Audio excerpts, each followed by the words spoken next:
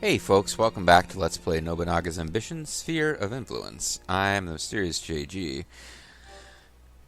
Our first historical quest in this playthrough is to attack some castle whose name I've already forgotten, as the first big victory of Masamune Date. But we're kind of taking our time and getting rolling here and trying to establish where our officers are going to be, and that takes a minute, because we have a lot of created officers start out in the same place. The doings across the rest of Japan are going to be, you've got an alliance between the Hojo and the Tokugawa, but they are not aligned with the Uesugi, who are actually hostile to us. You've got Hideyoshi and the Shibata are kind of enemies, and the Mori are trying to expand their influence, and the Shimazu are going to slowly try to take over Kyushu, and I always forget the name of this island, Shinjuku, I think. Shosakabe are trying to take over there, blah, blah, blah. But for us, the big threats, as we'll find out, we've got enemies. We are enemies of the... Even if the map just shows them as, like, neutral, we've got some rivalries with these guys. I was about to say the Ishizuka clan, but keep forgetting that's not how maps work in this particular game. You'd have to go to the foreign screen. The Satake clan, they show as interested in us and having a common ally. That really isn't true. We are openly hostile with the Soma clan. We're kind of on okay relations with the Mogami clan, although they're going to jump on us if we show a lot of weakness. But our big foes for a lot of this are going to be the Ashina clan. Although I guess that's a spoiler because we have an alliance with them. So that must be a plot thing I didn't even realize. So, but bear in mind, the story that we're about to get into is the story of Masamune taking over. So we'll have shifts in leadership. It might make sense. We might see some old alliances breaking off. Now, we moved Grimmeth, and I guess it's always somebody with high intelligence in the capital city who becomes the advisor. I didn't realize that. I wasn't intentionally displacing Grimmeth from this role, but Masamune is now temporarily... This is kind of amusing. We'll never see this again. Masamune is the advisor, because pretty soon he's going to take over as the ruler. Seems there's rumor of gold mines, secret paths, and resources. How about surveying the area? So now... What the hell? We'll have all survey this city. Probably she's overqualified for it, and by all I mean Elamendretta. But again, they always recommend to you the most intelligent officer who's like conveniently located for the task. But I tend to feel like you don't need to use them. He is definitely... Okay, I'm going to leave those two free for other things. Although, I'll tell you the truth, I get a little confused as to what you can and can't. Like, I feel like sometimes you can have somebody who's marching, but they're also building something or surveying something. Because the idea is they're commanding other they're leading a group. They're issuing orders. They're not necessarily doing it themselves. But I'm going to try to leave those guys free. I don't want him to remove his overseer necessarily. The only reason I'm not going to the bottom of the list and finding the most worthless person who's available is because, well, I might want him to be available for something else, actually.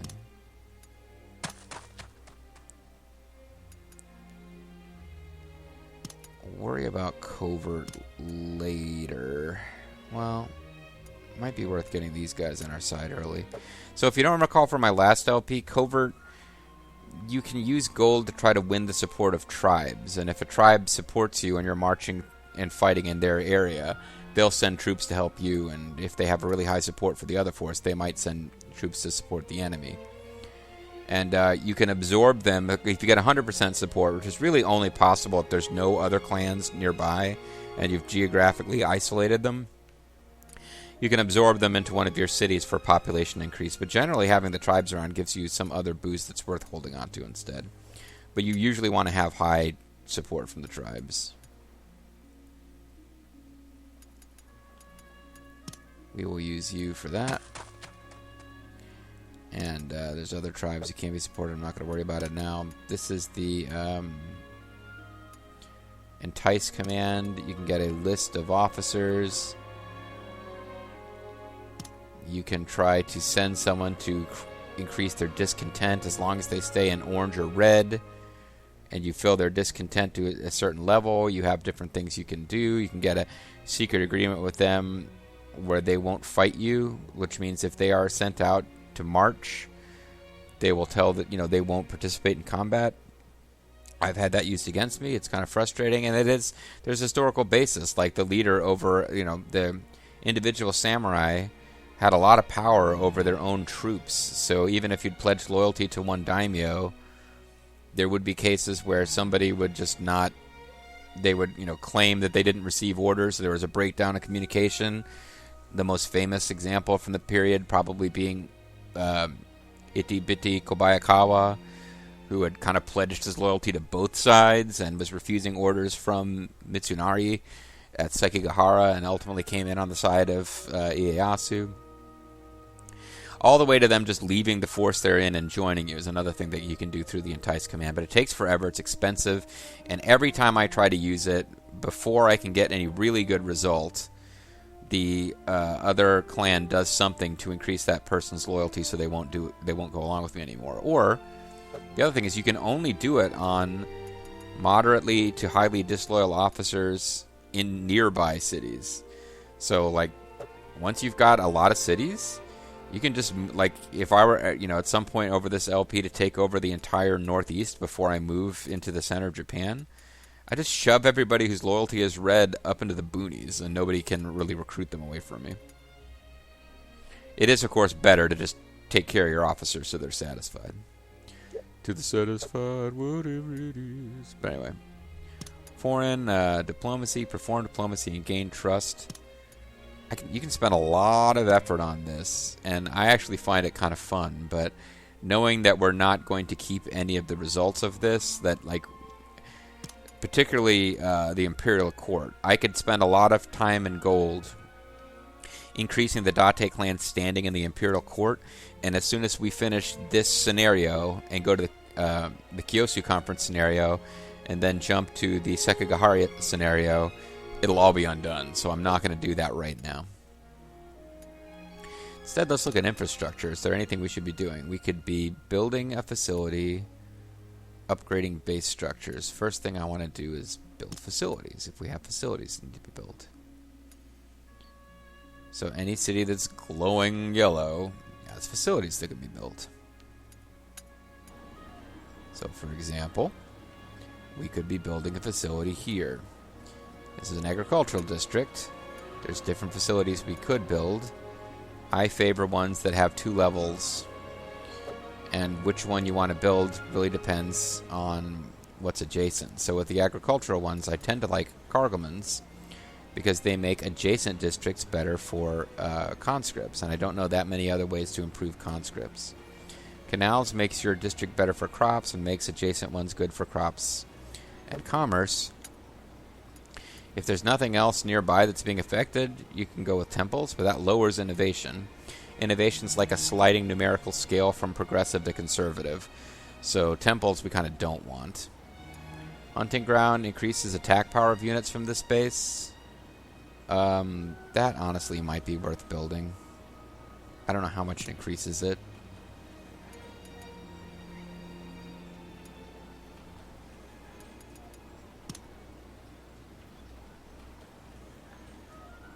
I kind of don't know how much that does, but I feel like the AI builds lots of hunting grounds, and I don't usually bother.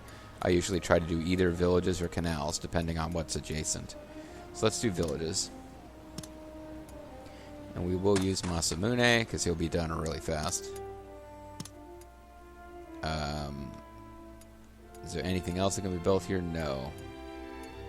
Suganomi can actually build 2 different things.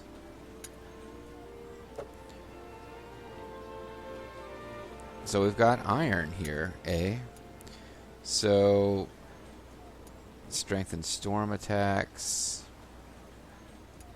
I usually do town fairs because that will also increase agriculture and commerce at other zones.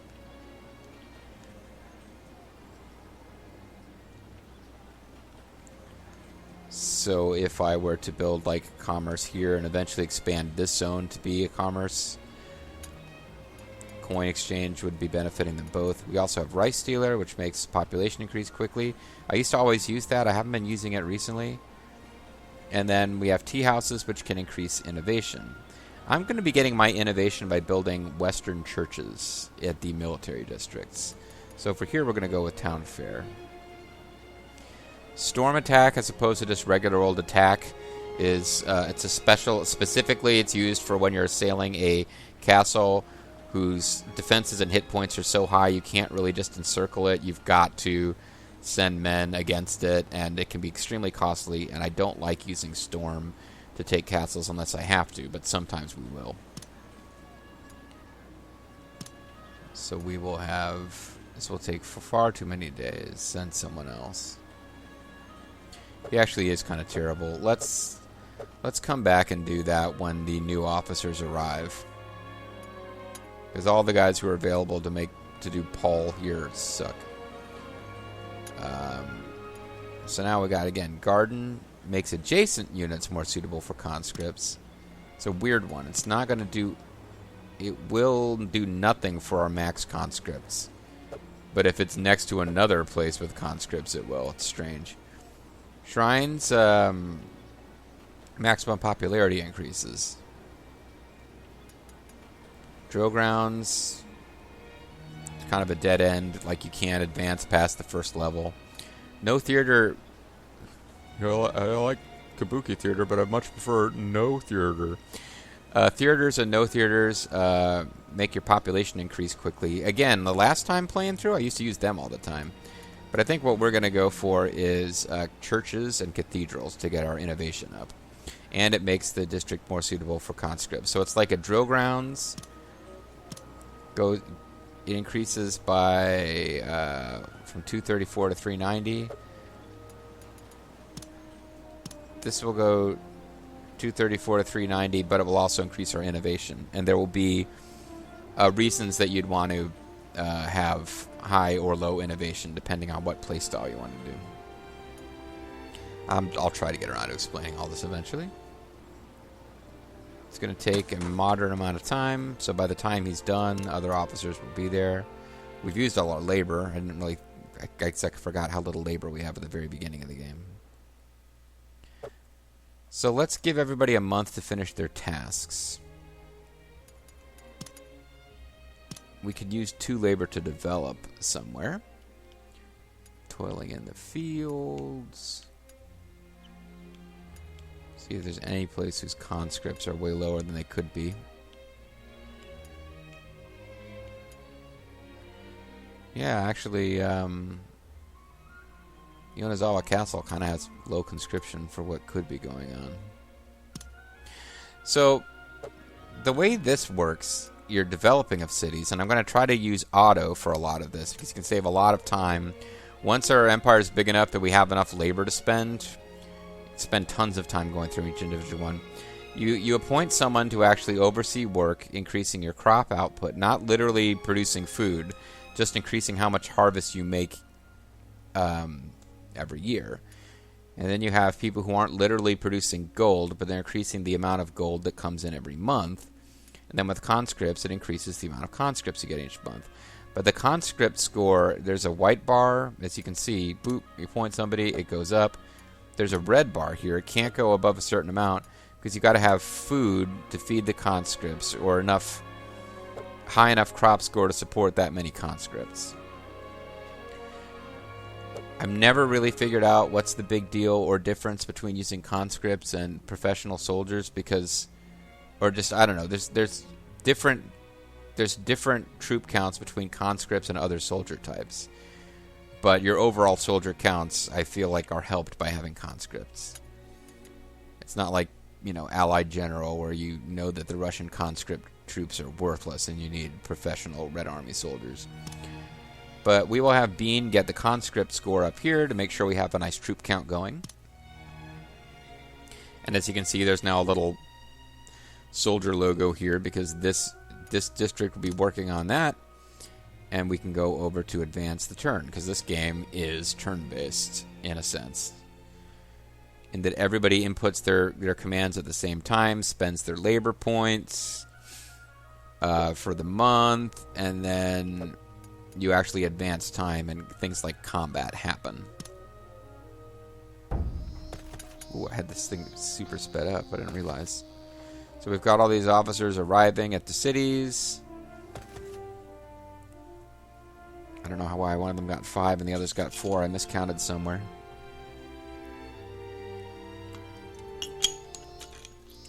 You can speed up and slow down how fast time goes. I don't like to have it super sped up in case messages pop up that I wanted to read. We finished that village. And there's a workshop that can be changed. Hopefully we'll have some labor to work on stuff next time. Grimmeth Reaper is apparently still the guy barking out, "Your orders?" I thought that had switched to Masamune. We spent more money last month than we made. The reason for that being that we did all those investigations. That's a one-time thing. Mostly it's because we did a lot of infrastructure, so that will be expensive. Reporting in. We'll have a lot of reports because all these people investigated. I found a hidden path and horses around Rifu Castle. I discovered a fountain at Koizumi Castle. It'll be a useful resource. I looked around Watari Castle but couldn't find anything. There didn't seem to be anything of interest in the area. I found specialty at Suganome Castle. It should be a useful resource. I found hidden path, hot spring, and other resources around Yonezawa Castle. Quite a few people have gathered at Yonezawa Castle, mostly because of the hidden path, hot spring, and other resources. We could expand the town now. And he's in the Honda tribe. Piston Honda is now on our side. So, we've got 6 labor to spend. Money's going to run out if I use it too freely. Foreign-wise, or rather, let's see, appease. I want to get these guys as high as possible so they'll help us out in war. And we can send Grimmeth as his intelligence of 100 is basically not going to fail here. Alright. So now we can... Not really interested in building a post. I don't have the money to start massive road improvements. But we should be trying to improve our facilities. So it looks like this one can already improve again. It's this, no, it's a different place can improve. And we definitely want to build a stables here. So let me explain briefly how resources work. If you have one of these little hexagon whatever symbols, you have a resource associated with that area. You're not really exploiting it until you build the facilities associated with it. So stables and ranch will not appear as an option when building on just a regular old conscript area. They only appear because we have horses. And 9 times out of 10, if a resource is available, you want to build the facility that exploits it. Because it's something unique and special and generally pretty good. So in this place, horses are going to get cheaper. And eventually we can upgrade to a ranch where horses get even cheaper.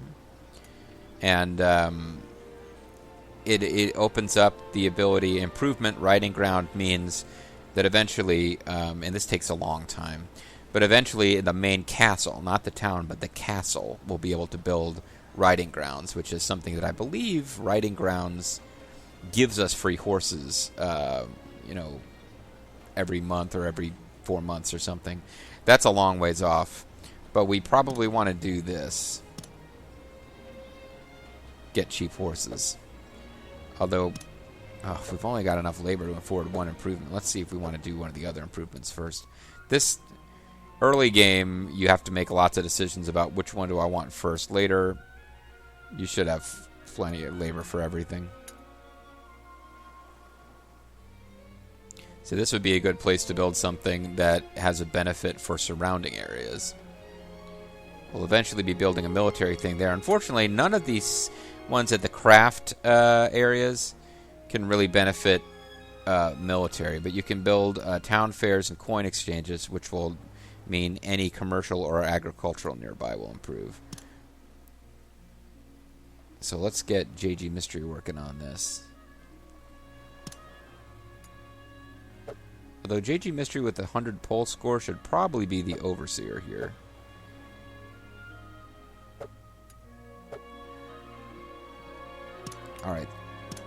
Let's get Vulture Bean working on building a town fair. It'll take her 1 day longer.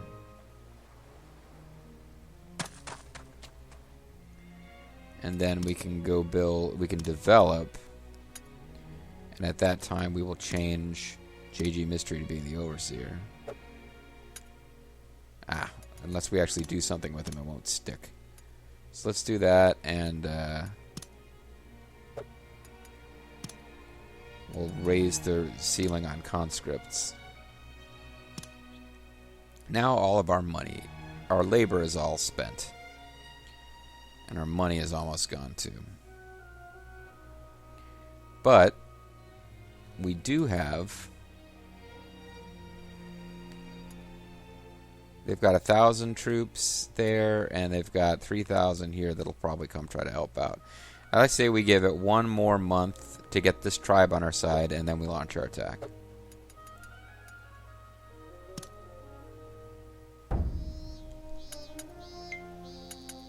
Riku's castle. Common can be changed. Riku's castle.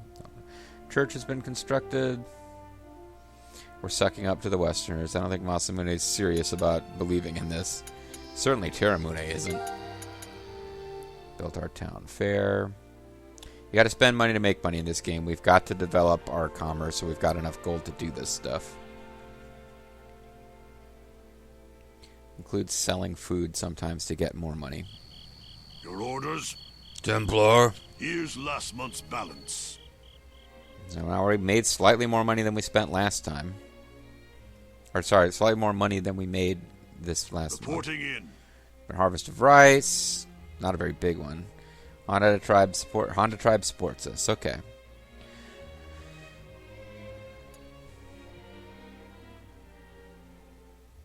So we just got rice, which means it's not a good time to sell it because it'll be... What would you like? Yeah, we won't make a lot of money selling rice now, but I'm tempted because I'd really like to just get... you know what? No, we need to expand a district. If we have a city that can expand, you want to do that right away. Because whatever good is coming from that district, you're not getting any benefit out of it until you expand. So here, we can expand into the district that has a hot springs. Hey everybody, it's hot springs. So if we expand here with conscripts, I believe I'm reading this right, the fact that that's lit up means that there's something to be done. We're going to want agriculture here, probably, crops, because we're going to want a cargoman that can benefit. Oh, sadly, it doesn't reach both. This will be a good place eventually for crops, because it'll benefit. We can get a cargoman that will benefit this place and this place with conscripts. But for now, let's get conscripts growing here. Let's get somebody who won't be actually marching to do it.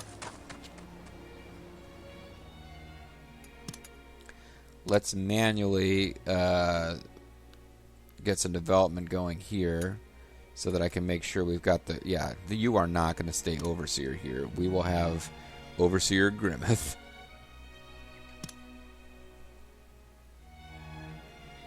I know business is thriving, but let's lift that conscript ceiling. And now that we've got... It's almost time to call it a video, though. I was about to say this would be a good time to march. Now that we've got... Is there any reason to wait another month? I don't want to take too long with this. This first quest is easy, but I don't want to take too long. I didn't actually mean to do diplomacy. I meant to do covert. I've already got 88% there. There's probably not much point in messing with them. We have no influence with those guys. And I'm not expecting to be doing a lot of fighting here. Although I do believe we need to take over these cities at some point. So maybe getting Butcher over there to talk to them will help us in the long term. And I can let... Yeah, they're going to tell me to sell stuff because I'm out of money. Let's let another month go by so that I can call... Last video was a little long. We'll let this video be a little short. And then next time we'll start a whole new video with combat. It's if you're not already aware, folks, Nobunaga's Ambition, it's a fun game. It's a game with a lot of depth. It's not a game that's like super fast-paced. Although there are things I can do to pick up the pace. Your orders? Particularly once our empire gets larger, I will not be micromanaging to quite this extent. Here's last month's balance. Ooh, our income was not... For that infrastructure, our income was not covering our expenses. Forting in. Appeasing the Kurokawa tribe worked well. We don't have a lot of labor to spend this month, so we don't really have enough to even do any of this stuff. It does add up, I think, with time. I don't understand. I'm sure it's in the details of the in-game manual. What controls how much labor you get each month, actually. It does stockpile. It has a ceiling it won't go over. And as our force gets larger, we'll have a higher total per month than we have now. But what I'm going to do is I'm going to actually not spend that labor. I'm going to call it a video. So that... No, what the hell with it. I'll spend it. We're going to... we'll use it to make sure that we have the overseer that I want. So... Kalan Awari Sanada is going to be the overseer of Koizumi Castle. He will be working on crops because I want, even though craft is probably the smart move, I'm trying to get rid of those unsightly red lines on the conscripts bars. But that's it. And in a sense, we're being prevented from running out of gold by the fact that we don't have enough labor to do a lot of gold expensive things. So that's it for this video. When we come back next time, we will be launching an attack as the first step of Masamune's rise. I'm the Mysterious JG. Thanks for watching. Hope to catch you guys next time for more of Nobunaga's Ambition, Sphere of Influence. Bye-bye.